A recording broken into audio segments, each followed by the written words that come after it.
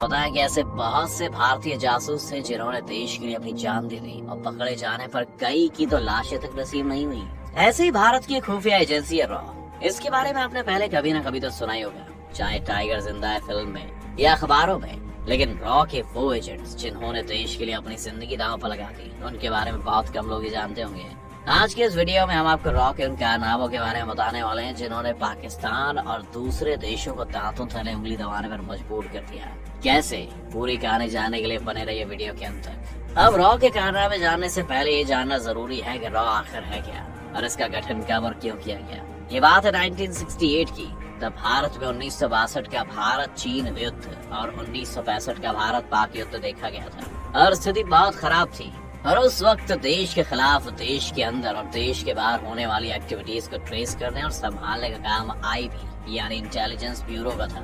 लेकिन दोनों ही जगहों की सिचुएशन IB ठीक से हैंडल नहीं कर पा रही थी, जिसके परिणाम स्वरूप ये इन दोनों देशों का युद्ध का सामना करना पड़ा।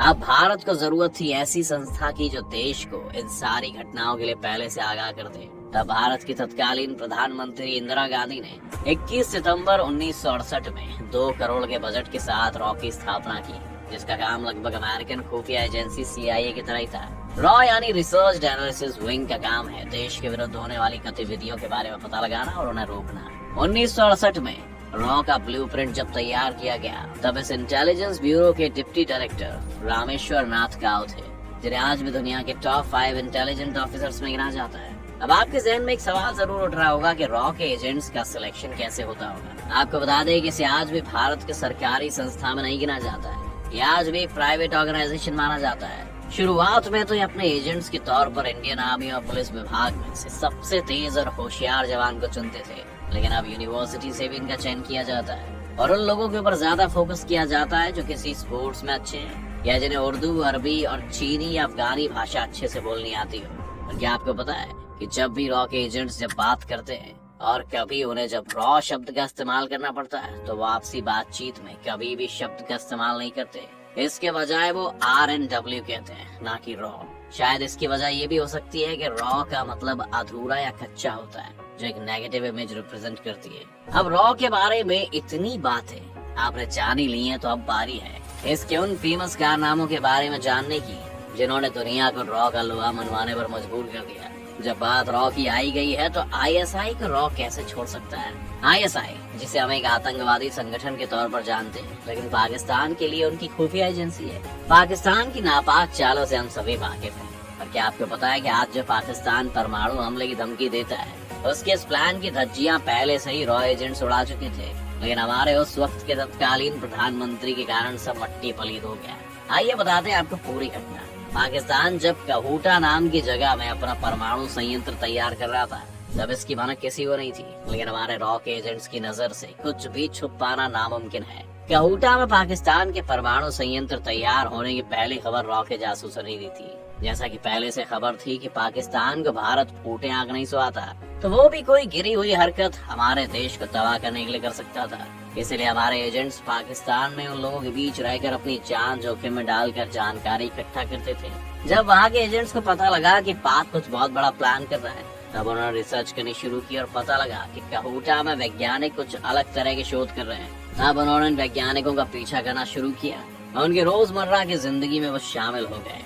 जिसके बाद एक दिन जब उनमें से एक वैज्ञानिक कहूटा में नाई की दुकान पर बाल कटवाने गया, तो हमारे एजेंट्स ने उस दुकान के फर्श से पाकिस्तानी वैज्ञानिकों के बालों के सैंपल जमा किए और उनको भारत लाकर जब उनका परीक्षण किया गया, तो पता चला कि उसमें रेडिएशंस के कुछ अंश मौजूद हैं, जो इस बात को साबित कर रहे थे कि पाकिस्तान ने वेपन ग्रेड यूरेनियम या तो बना लिया या बनाने के बहुत करीब है। कहा जाता है कि रॉ के एजेंट को 1977 में ही पाकिस्तान के कहूटा परमाणु संयंत्र का डिजाइन मिल गया था, लेकिन तत्कालीन भारतीय प्रधानमंत्री मोरारजी देसाई ने इस जानकारी को $10,000 में खरीदने की पेशकश को ठुकरा दिया।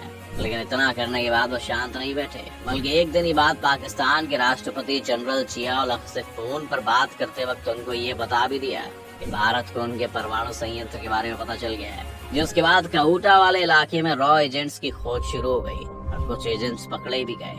उन पकड़े गए एजेंट्स के साथ क्या हुआ ये तो किसी को नहीं पता, और तो और भारत सरकार ने उनकी जिम्मेदारी लेने से भी इनकार कर दिया।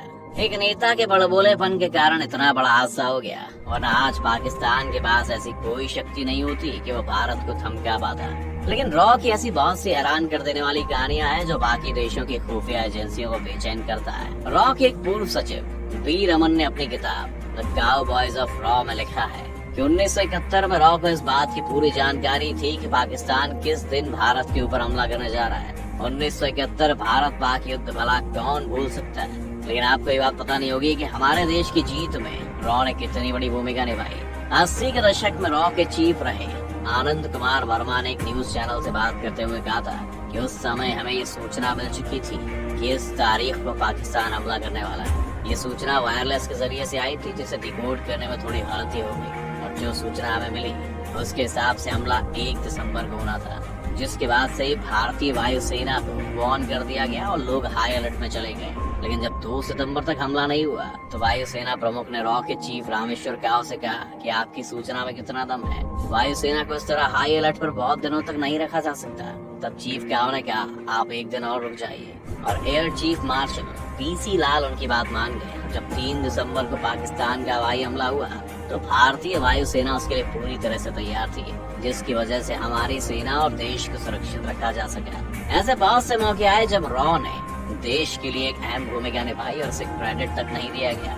रॉ के कई एजेंट्स दूसरे देशों में शहीद हो गए और सरकार ने उनकी जवाबदारी नहीं ली। इन बिना यूनिफॉर्म वाले हीरोज ने अपनी आइडेंटिटी छुपाकर हमेशा हमारे देश की रक्षा की बेशक कभी कुछ जानकारी सही वक्त पर ये नहीं जुटा पाए, लेकिन बड़ी मुश्किलों से हमेशा देश को निकाला। ISI ने भले छोटी मोटी लड़ाई जीती हो, लेकिन युद्ध में हमेशा उसकी हार हुई है। दूसरी तरफ रॉ छोटी मोटी लड़ाई भले ही हार गया हो, लेकिन उसने हमेशा युद्ध जीता है। दोस्तों, ये थी आज की हमारी वीडियो जो रॉ के इन वीर एजेंट्स को समर्पित है। कैसी लगी आपको हमारी आज की वीडियो? हमें कमेंट करके आप जरूर बताएं।